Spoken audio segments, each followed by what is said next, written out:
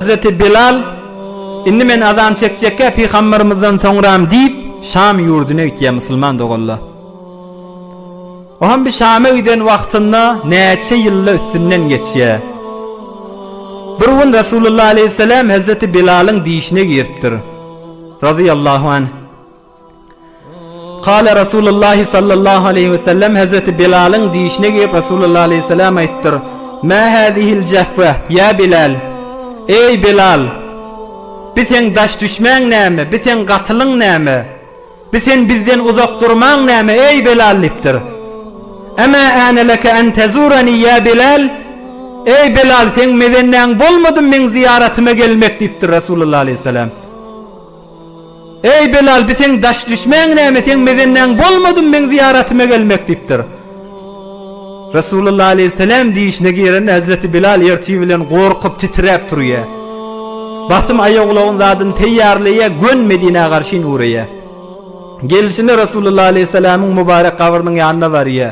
Göz ýaş etýär, ağlaýa. Ol dewrallah Resulullah aleyhisselamyň azançysy bolup giden Hazreti Bilal Resulullah aleyhisselamyň mübarek rawdasynyň ýanyna durup ağlamany durýar. Hazreti Hasan Husayn ýanyna gelýär. Hasan Husayny kucaklamany durýar. Ey sizden Resulullah'ın ýiti gelýär dedi. Hazreti Hasan Husayny kucaklap, bular oğşap, ağlamany durýar Hazreti Bilal. Aham Hazreti Hasan Husayn aýtdy: "Ey Bilal, gadimlar bize ýatla da, bize bir azan aýtdy ver da Resulullah aleyhisselamyň zamanyny ýaly azanny."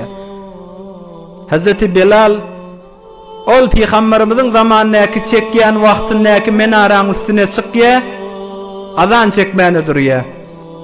O menara çıkan wagtynda Resulullah aleyhisselam ýada düşýär. Resulullah aleyhisselamyň öz balygy ýada düşýär. Hazreti Bilal Allahu Ekber, Allahu Ekber diye Medine sandırıyor. Medine-i Munevvere sandırıyor.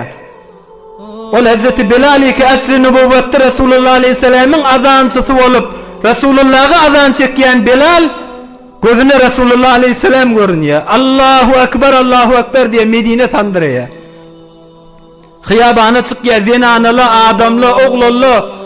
Ebu Ayta Resulullah, hey Resulullah geldi mi, Resulullah aleyhisselam uğurlu mu yüzüne deyip adamla daşarik sıkıptır. Ağla şakadane.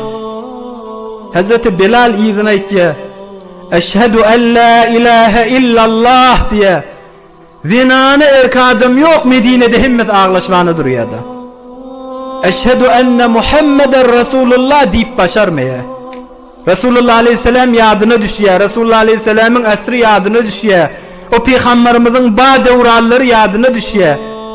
Eşhedü enne Muhammeden Resulullah'ın aydıp başarman ağlap etek düşüyor. Şondan uğraya Şam'a karşıyın.